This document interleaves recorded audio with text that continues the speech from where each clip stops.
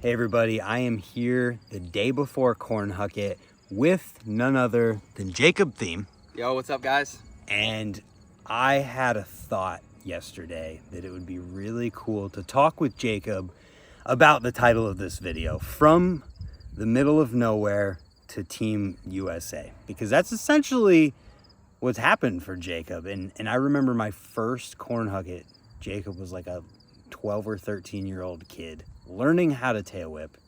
Now you're doing 4 tail whips. Yeah, it's definitely evolved.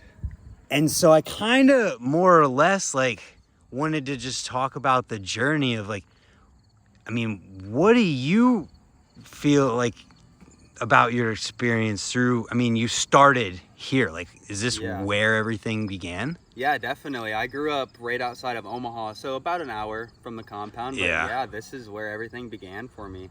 Like you said, I came to my first Cornhucket 10 years ago. I was 11. Like, it's just crazy to look back on, like, not knowing any of the guys when I first came. And like, my mom just brought me here because like we saw the flyer. I knew Sam Bussell very briefly, Dan Nielsen very briefly. Yeah. So like that was kind of my way of feeling comfortable with coming. But yeah, it's just so crazy because like I knew nobody. I just showed up. I was gonna sleep just in my sleeping bag under like one of the Nowear tents. That was your plan? It was, because like I didn't have a tent or anything, and it was downpouring. So like thankfully, one of my like best friends now, Kian Santana, came outside and like introduced himself to me. He was like, "No, you're not sleeping outside." Like, wow. I talked to Karl. Like Karl was cool with me sleeping inside. And then yeah, that's where everything really began for me with Nowear. Because then after that, I had went on my first trip with Karl like 2 months later, and he had put me and Noah Sorensen on the team. Wow. So like, it's just so cool to look back on how far just Nowear in general and like the compound, like it's just so much different now than it used to be, and yeah, it's incredible. So like, part of the point I wanted to drive home at the beginning of this chat with Jacob here is the fact that like a lot of people have seen you and your riding in probably the last year from, you know, contests and Instagram and whatever it might be. And I bet a lot of people have no idea that like you came from the middle of nowhere, like here. Yeah, literally. This is the spot. Yeah, I feel like a lot of people don't know that. Like they just see like the clips and stuff and like cool tricks, but like it's been a long time coming. Like I've been riding for a long time, and I'm glad I grew up with Karl and Nowear, because like they really taught me just fundamentals of life and like how to be as a person. And yeah, like I'm very thankful that I learned like basic tricks riding with all of them instead of like just learning the craziest stuff when I was young. Like that really helped me get to learning like quad whips and stuff. Like those are fundamentals that a lot of people don't get to have, and a lot of people don't see that from me because like it's so far back ago. Yeah, and I mean, where do you think you would be if Karl never did Nowear? I literally just said that to, I think, Cole Mason like yesterday. I was like, imagine I didn't go to my first Cornhucket. Like I genuinely would not be doing what I'm doing, like 100%. Yeah. I know that for a fact. And then, I mean, so another thing is like Jacob is like the shining example of why Karl is doing what he's doing, because you were here. I mean, you rode here. Where else? If it wasn't here, where would you be riding? Exactly, like local little skate parks. Like this is incredible what he has going on now. Like, and that's why I say I talk about Lil Jet a lot, because like that's so cool. He has this at the age like when I started, because I didn't. Yeah. Like it's so cool that these kids have a place to go. Because like, yeah, I genuinely, I'm sure I would still be riding and stuff, but would not be anywhere near like what I'm doing now for sure without Karl and Nowear. It's pretty nuts. I mean, just having access to the stuff to ride, and then going on all of the trips throughout the years with Karl and everybody, riding the stuff that you're riding with them. It's kind of crazy to think. And then, so from that, from the middle of nowhere and all of the progression of this place and being able to ride this stuff throughout that time to now, Team USA, what's up with that? It's so cool. Like, I do look back on like a lot of stuff from being younger and like just like understanding now, because I'm a lot more mature. Like the older I get, I've noticed that like I can comprehend like those were building blocks for me that like I'm very thankful I had, because it's crazy. Like I'm glad I did grow up with that, and I have an opportunity to go compete, and I qualify myself for like Team USA, and like now I'm in the runnings for the Olympics. Like it's so crazy to think about, like it all started here. And like you said, like not a lot of people see that.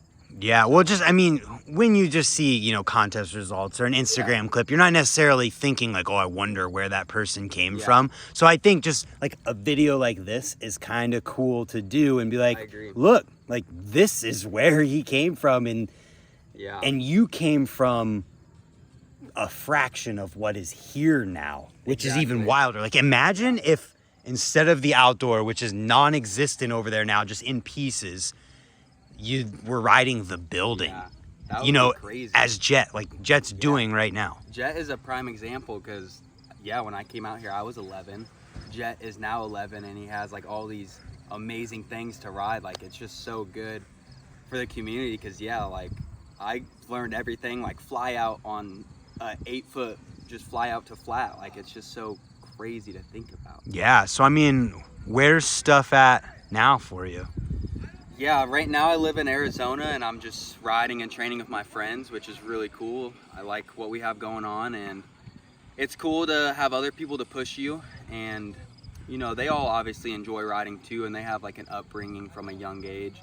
So it's cool to like kind of compare like how things were in the middle of nowhere in Nebraska to like how it was growing up in California, or like West Coast, East Coast, whatever. Like it's just cool to compare things to Nebraska, because like it's a very small state compared to these bigger states. Well, just a smaller community of people riding wise. Yep, it's very small compared to all these other bigger places. Which is, I mean, the chances are even slimmer for like that. And I love it though. So what are when you talk to some of those guys, do they ever talk about like where you came from and stuff like that? Yeah, like they obviously understand like how small the community is in general, like just Nebraska in general, not even BMX. Like, it's such a small state that comparing it to California or whatnot, like it doesn't have much to offer comparing it to bigger cities. Like so they also think it's cool that like I have like family and friends that I get to come home to and enjoy. Yeah. Because not a lot of people have a community where you feel very welcomed and you feel like you can have somewhere to go. Oh yeah. And like I am very comfortable coming here. Like I don't even have to ride for me to want to come here. Yeah. And not a lot of people have that. So I have a lot of joy explaining that to my other friends who have no idea what Nebraska even is. Yeah, I mean Jeremy Malotte's the perfect example of that, and just that he came here for the middle of nowhere contest, and then I mean unfortunately something came up and he might not be able to be here for corn hugging, but he was planning to be here just for corn hugging, which is and I love perfect. That, like the fact that he wanted to come and see where I'm from and wanted to see like where I grew up riding, the people, my friends, because like I got to see that side for him. Like he brought me to his family, and they're all welcoming. Yeah. So it's cool. I have a lot of pride bringing friends here that get to see what I grew up with, and the community that we have is unreal. Yeah. So what's competing look like? I mean, didn't you have some good results recently? Yeah, I would definitely say the last 2 years have been a very, not slow, but just a nice incline of results and traveling. And like you said, the whole Team USA thing's kind of going on right now because of the Olympics next year. Yeah, what is that for you? Like you're on Team USA officially? So, like, the way it works is there's like a discretionary team where they help you in like it's like a program to you don't have to go like into crazy details, but like if you don't want to. They take care of me for like traveling and like hotels and stuff, and it's a cool program they have. But you're officially like part of Team like USA, I'm with like though. Nick Bruce and all of them. Like That's we all so travel sick. together and compete. So it's so surreal to like look back on everything that like got me there. Yeah. Like it's crazy. Yeah, and just see the people who you're right there with, like Nick Bruce. They're incredible athletes. Yeah. People in general, but I say athletes because we're talking about a competition level. Yeah. Like it's really cool to be up there with them guys. Like I'm from Nebraska, like nobody knows Nebraska. Well, and like, so, I mean, as the little, I don't remember how old you were when you were trying to learn those tail whips, but you were learning like tail whips for the first time ever when I first met you here. In your mind as a 12-year-old, did you even like think about this? Like, what did you want as a 12-year-old? As a 12-year-old, I just wanted to learn whatever tricks I could learn. Yeah. And then once you start learning those tricks, and that's why I'm so like forceful with fundamentals, because those help you learn tricks like that. Yeah. Like once you get to learning bigger tricks, then like I feel like that's when the mindset switched for me, where I'm like, oh, like I could definitely go compete. Like I'm learning these tricks Yeah. pretty fast, and like I'm kind of figuring it out. So like I feel like that's when a switch flipped. But yeah, when I was 12, I was just riding, having fun, wanting to genuinely just learn stuff. It's so cool. And just, I mean, it helped too that Karl at that point in time was organizing BYOB contests at all these different skate parks, and you're going to those and competing locally. Yeah. Like maybe not thinking about it the same way, but it's like it's happening, and the is. building blocks are like naturally just falling into place, and it's kind of cool. So you mentioned in the rankings, like for the Olympic stuff, do you have aspirations for those types of things? Yeah, definitely. And especially like once I found out the Olympics once I found out BMX was going to be in the Olympics, like I said, that's when things kind of switched. And I was like, I would love to do that because I genuinely think I can. Yeah. And that's the cool thing. Like we're still far away, but I definitely think I still have a chance to go. Like there's still a couple contests leading up to it that I could do very well at, and I could qualify myself.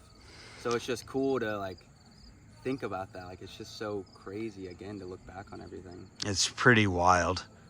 And it's cool to see where you're at now and stuff is awesome. And then I think it's important too to acknowledge the recognizing where you came from, and you're here, you know, you still have Nowear parts on your bike, which we're gonna film a bike check. We'll talk about that in the bike check, but like you have Nowear parts, and you're here for the event, you know. That's awesome. Yeah, I take a lot of pride in coming from here. Like I genuinely don't wish I grew up anywhere else. Like I seriously mean that. Like I love coming here. I love riding here, coming to whatever event I can. Like still doing shows for Karl sometimes. 10-day state fair. Like I love stuff like that. It's so just relaxing. Yeah.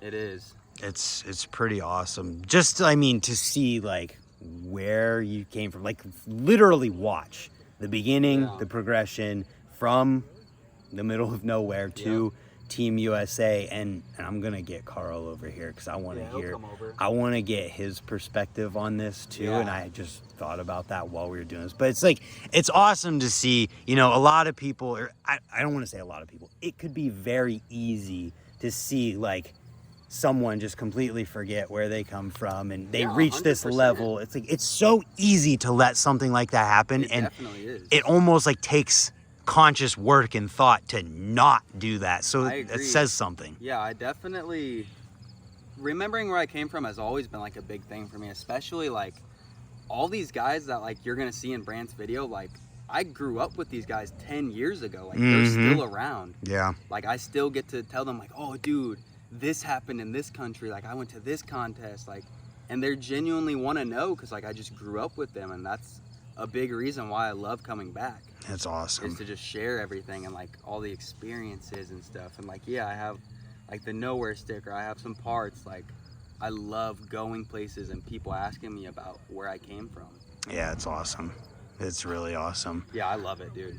So is there anything else to do with this topic? I know I told you yesterday if there's anything, like, is there anything that you wanted to talk about with this? We definitely said quite a bit of stuff. The big thing I wanted to say was like my first corn hucket, like sleeping outside, like raining, and then like just feeling so welcomed. Like my mom felt comfortable enough leaving her 11-year-old son in the middle. We're literally surrounded by cornfields. Like everything around us is fields right now. We're far away from any type of society. So like she even felt comfortable leaving me here. So like that speaks volumes for like what this place is. Absolutely. Sure. So at this point, I'm gonna let Karl finish talking. I'm gonna wave Karl over here, and I'm just gonna like a little bit bring up everything we just talked about and like ask him how he feels about it. We just did a video talking about how Jacob went from the middle of nowhere to Team USA.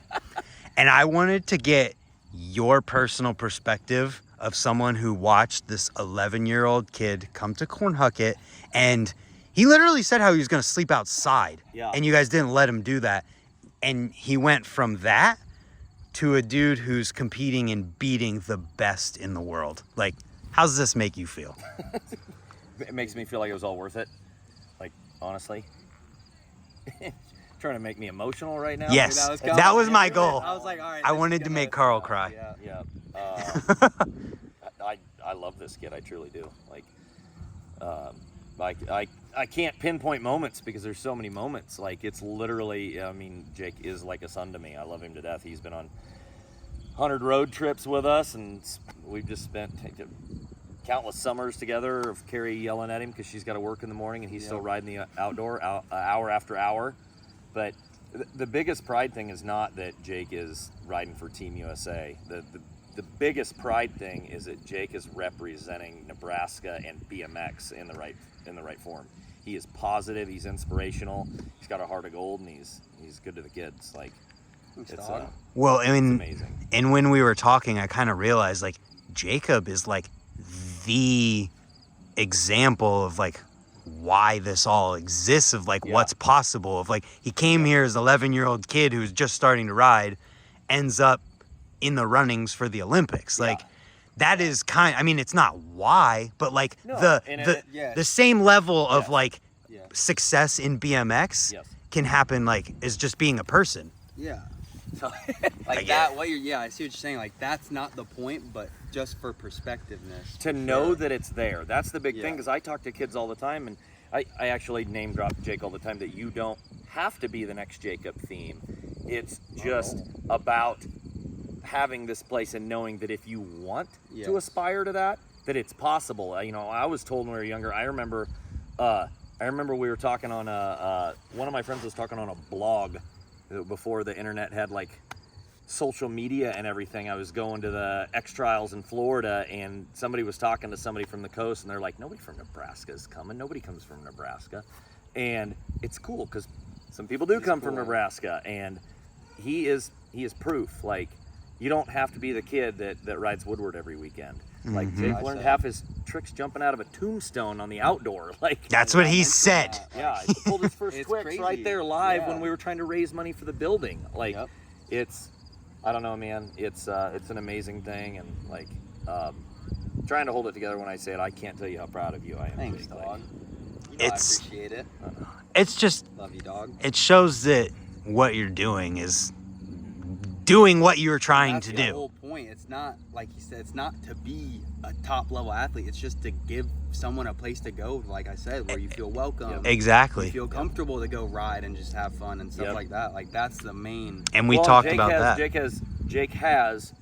He of course has a family, but he has an entire BMX family that would do anything for him, and we're not that to Jake because he's one of the best in the world. It's because he's one of our best friends, and that is what this place is about. If you're a kid that needs a family, we'll be your family. Like, and that is that's what brought me into this sport. Exactly. Like, I got picked on in school. School was tough, and BMX accepted me, and it gave me friendships and community, and this place is, it's community. I agree. Jake's like a shining star that. But like, I genuinely, if I didn't have this place, like, because I genuinely just like riding BMX. Like, I don't know if I would just genuinely like riding BMX if I didn't have a place where I enjoyed coming. Exactly. And be a professional ping ponger. Just, he's also really good at ping pong. Well, there you go. There you go. But like, that's the whole point is like of this place for sure. Yeah. Give him place. It is cool. A place for people who don't have a place to go. Yeah, 100%. There's so many cool memories. Like, I remember Jake and I going to perform in the Mall of America and just doing that drive together and going to perform with Tim and Tom Hagen, and so many trips like that. And it's just, I don't know, man. It's crazy. Like, again, those are like fundamentals for a kid. Like, I learned so much that had nothing to do with BMX. Yep. Like, just life in general, just good talks, good company. Well, and Garrett Burns said during a podcast one time, and he is just a rock star. I love listening to him. He said, you know, you aspire to be the top, and sometimes you forget the journey. And like that's what Jake and I have just been reminiscing lately, just thinking about the journey has been amazing. So whatever you aspire to be, enjoy this journey, man. It's all about the memories. And we have made a million awesome memories. Definitely. Like, that's what makes BMX fun, man. Yep. It's pretty awesome. Yep. I'm glad we That's could it. get your perspective on this too, because it's amazing. Also suiting. I really like that this is like just a come Yeah. full circle moment. I'm wearing my, one of my best friends at Pass. I'm wearing his shirt today. I felt it appropriate, Mr. Jason, and Yep. sitting here with and Jason was known as like one of the best in Nebraska, and now you got Jake, who, when people think of Nebraska, like honestly, they're like Jacob Thiem's from there, right? Like it's a pretty big deal. Like, Well, and we kind of started this whole conversation saying how like people have been seeing Jacob doing well at contests on the internet, whatever, and they might have no idea that he came from a place like this. Yep. And that was part of what made me want to do this. Yeah, Yeah. I agree. Yep. It's pretty awesome. Yep. It's cool. Cool. Like, it's really cool to think we didn't have a foam pit here or anything. Like, Jake had to push and push to learn something. I mean, we were giving him ramps and things to do, but still, like, it's different. still not Woodward. Like, you don't Mhm. have foams and resis and everything perfect, Yes. which is awesome for anybody that has that. But it's cool to see how much harder he had to work Yeah. to learn a lot of his stuff. Yeah. But I think that's what made him who he is today. It is. That's what I said earlier. Like, Yep. I wouldn't change that to grow up with a foam pit and stuff. Like, Yeah. because then you miss the point of learning everything. Like, I Yeah. agree. I mean, and we could literally sit here for another hour and just tell Easily. stories and talk about this exact Easily. topic. But what I want to kind of drive home with this is like, not only the fact that everything we talked about exists here for free, but chances are if you are not anywhere near here and you look a little bit, there's a community like this. Yep. Maybe not with the same resources for free that are available, but there's communities like this everywhere, and you just have to You look have to for find- them. Yep. Yep. Yep. Yep. And maybe it's not even BMX. We'll put it that way too. No, 100%. Maybe it's something else like ping pong or whatever. But there's communities Yes. like this that There is. exist everywhere where if you don't have somewhere to go, they will accept you. Well, Yeah. and here's the thing: this is a really big thing and a good thing to touch on. Like I was to a point in BMX where I was pretty frustrated because I didn't feel that Nebraska had a community. It was trying to find itself, and I was so frustrated that is why I started Nowear. Was based around Dan Nielsen, because Dan Nielsen, was inspirational in the sense that he was a dude that was exponentially good, but just a heart of gold. And he reminded me of some of the pros like Frank Stewart and Tony Hillhouse that were nice to us as kids. And I'm like, that's what BMX is supposed to be. Yeah. So we literally started nowhere around that. And Jake remembers, because I met him pretty early on, us having the company. And Very. I've pushed about positivity. I'm like, we're going to develop a community when we're at parks. We're going to inspire kids to wear helmets. We're going to be nice to every single kid. We're going to help them. And I want you guys to be infectious. And like, everywhere we went, we did that. And it's cool to see outside people come in and go, holy crap, everybody's so nice around here. Yeah. And so if you don't feel like you have it in your community, that doesn't mean you can't have it. Start it. Yeah. Just start it. Push for it, because I'm pretty proud of what this team has accomplished. I really Yeah, am. it's crazy. Like you said, we could talk for hours. Like, Yeah. there's so much more people like don't know and like realize like some of the stuff he's done. Like, it's crazy. We get Yeah. kids that come out all the time. The parents are like, well, we met this Sam Bustle guy at the skate park. Yep. And he was helping our kid, and he said, come on out to this place. And like, It's and then they become a crazy. regular, and the family's out here all the It's time. crazy what this place is. Spiderweb, spiderweb, spiderweb. Keep it positive Yeah. and just keep letting it spiderweb. Exactly. Yeah, we're gonna keep growing. So on that note, I'm going to let Karl get back to work. Jacob and I are going to film a bike check. Love Love you, brother. And Sir, proud of Thanks you. for doing that. follow both those guys and everything they're doing online. Yes, sir. And stay tuned for Jacob because he's doing big stuff. Hell yeah. Thank you, Brant. See you guys tomorrow. Voice crack. Yeah, you're Thanks, growing. Brant. You're growing. Bye.